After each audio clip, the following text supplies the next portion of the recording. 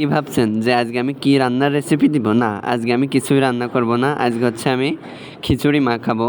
তো গতকাল রাতে আমি হচ্ছে খিচুড়ি রান্না করছিলাম। একটু বেশি করে দিছিলাম যেন সকালবেলা বাসি খিচুড়িটা আমি সুন্দরভাবে মাখাইতে পারি। কারণ আমার কয়েকদিন ধরেই এভাবে একটু বাসি খিচুড়ি মাখা খাইতে মন চাচ্ছিল।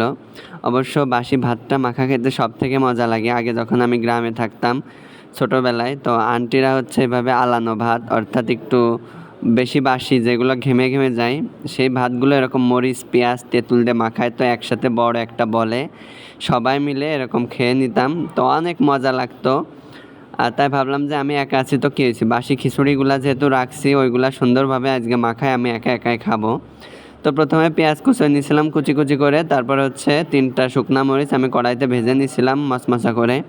তারপর দেখতেই পারতেছেন একটু লবণ দিয়ে সুন্দরভাবে চটকা নিলাম। তারপর দেবো একটু সরিষার তেল। সরিষার তেলটা দিলে কিন্তু অনেক মজা লাগে। আর খিচুড়িটা আমি রান্নাও করছিলাম, একটু সরিষার তেল দিছিলাম। আর এটা দেখতে যেমন লোভনীয় হয়েছে, খাইতেও কিন্তু অনেক মজা হয়েছে। তো অনেক দিন পর এভাবে মাখালাম। ছোটোবেলার কথা আসলে মনে পড়ে গেল এই মাখাইতে যায়। মানে আন্টির আগে মাখাইতে, এখন তো সবার বিয়ে শাদী হয়ে গেছে, কেউ ওইভাবে থাকে না। আর এগুলো খাওয়াও হতো না, ঠিক আছে, মানে আলানো ভাত, নষ্ট ভাত এভাবে মাখাইতো তেঁতুল দিয়ে, আর খুবই মজা লাগতো কিন্তু।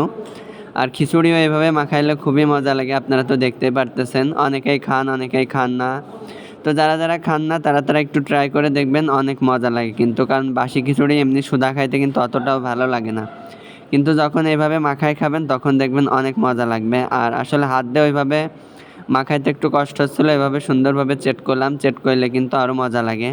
আর এই খিচুড়িটার মজাই হচ্ছে এভাবে চেটকোনো, ঠিক আছে, না এভাবে না চেট করলে এর মজা লাগে না, আসল স্বাদটা আসে না। এজন্য ভাবলাম যে আমিও সুন্দর করে মাখাই, আপনারা দেখতেছেন তো কী হয়েছে। আবার যেন কিছু খারাপ মাইন্ডে নিয়েন না যে এইভাবে ভাত মাখাচ্ছে এইভাবে ভাত মাখাচ্ছে। এইভাবে ভাত মাখাইতে হয় এই ধরনের ভাতগুলা, বাসি ভাতগুলা, ঠিক আছে, তা নাহলে মজা লাগে না। তো যারা যারা দেখতেছেন, যারা যারা এইভাবে কখনো খাননি অবশ্যই ট্রাই করে দেখবেন।